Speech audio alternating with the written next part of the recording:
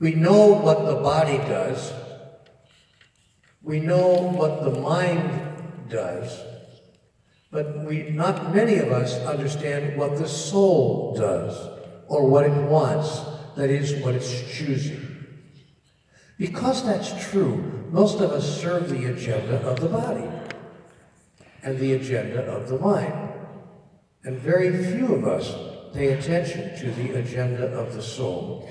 As I said earlier, that means that we have our life priorities totally upside down, completely backward.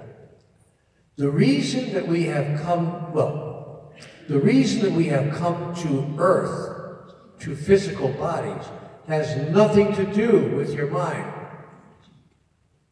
and nothing to do with your body.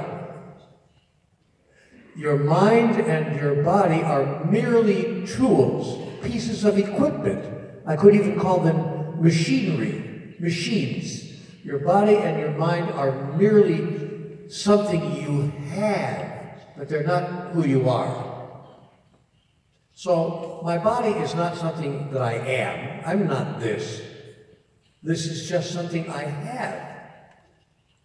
And it has nothing to do with who I really am. Who I really am is my soul. That is the true essence of my being. And that's why I invite people to make a huge decision in their lives. This afternoon, you have the opportunity to make that decision. You get to decide right here today who you really are. Because until you decide who you really are, your emotions will control you. And you will not imagine that you could create your emotion ahead of time. So let's look at the question, who am I? You have two choices, two ways to answer the question. You can say, Neal, I know who I am. I am a physical entity. I am essentially a chemical creature. I am a mammal. Not much different from a fish in the sea or a bird in the sky, maybe more complex, fair enough, maybe more complex, more sophisticated, but in the end, just another version of a physical being. I am a physical entity. I'm a mammal, and that's who I am. And because I am a mammal, I have very little ability to have any real control over my life. I simply react and respond to what I am confronting. But I do not have very much control over the future of my life. Maybe a little bit. Maybe I can schedule things or plan things or work to produce certain things. But by and large, I don't have much control over my life. And I certainly don't have control over things like how my open heart surgery is going to turn out. That's the luck of the draw. I am subject to how things are happening, the laws of the universe, if you please. I can't control that.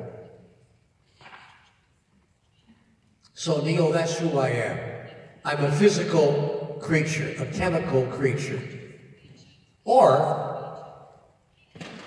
you could say, no, I'm a spiritual entity. I am a spiritual entity, a spiritual creature, not simply a physical creature. And because I'm a spiritual creature, when my physical body and mind ceases to exist, when they do the thing called die, I will continue my existence in another form, in a non-physical form. Neal, that's who I am. I am a spiritual entity. If you, let's take a survey. Let's take audience survey number 4. How many of you think that you are a spiritual entity and not just a physical entity? Raise your hand. Wow, that's almost everyone.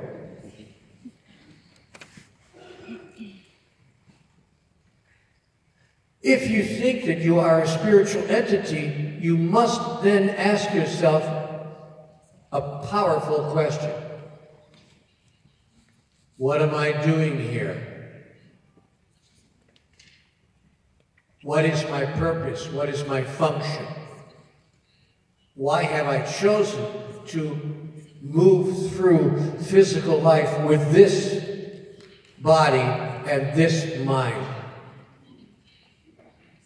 What is the point of it all?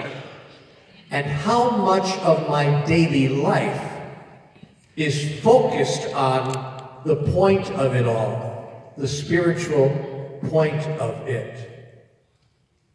I don't know about you, but for most people, a very small percentage of their energy is focused on the agenda of the soul. Most of us are paying attention to the agenda of our body and the agenda of our mind. And that's why the world is the way it is. That's why we live in a society in which nothing is working.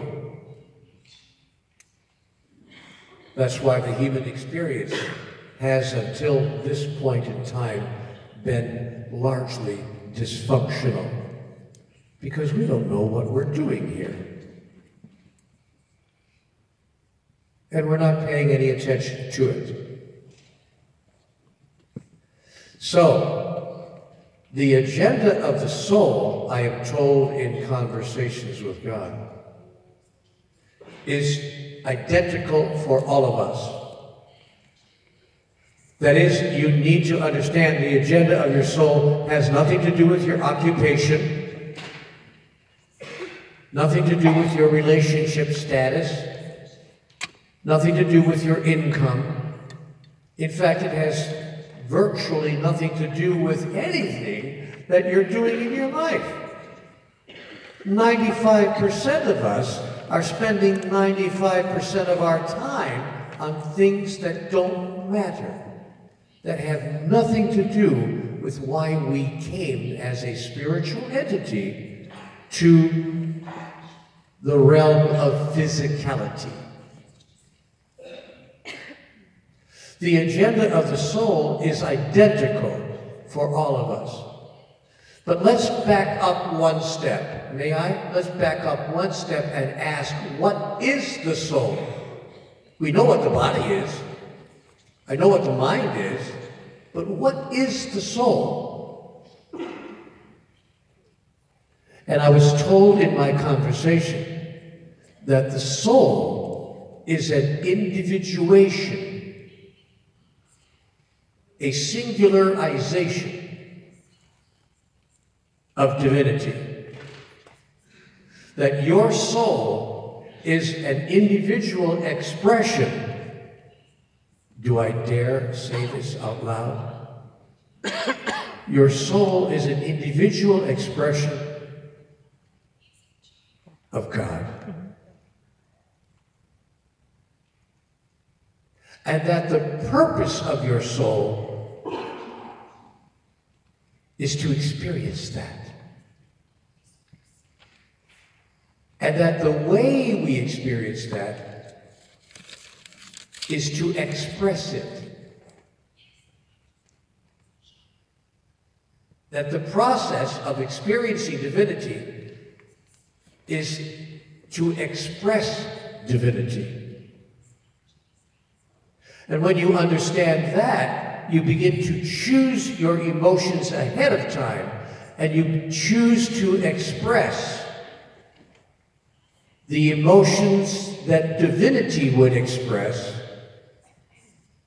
in the face of any experience or event in your life that is arising. And the purpose of all of that can be summed up in one word: evolution.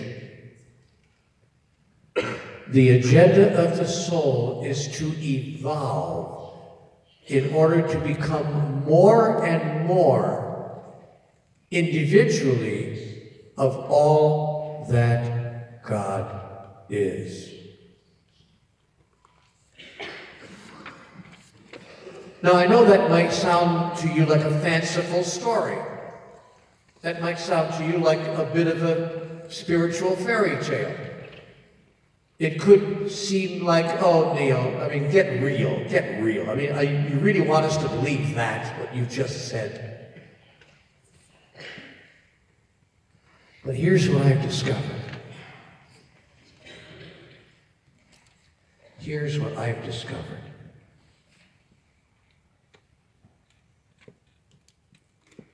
Even if I'm wrong about all that I've just said, if you know a better way of living, I'm all ears. Because you will find in your experience that even if what I've all just said is totally inaccurate, there is no better way to live. No way that will bring you more happiness, more joy, more bliss, more peace, and even more of the things we physically desire. No way that will bring you more abundance, better health, better relationships, more sex. Well, it doesn't matter.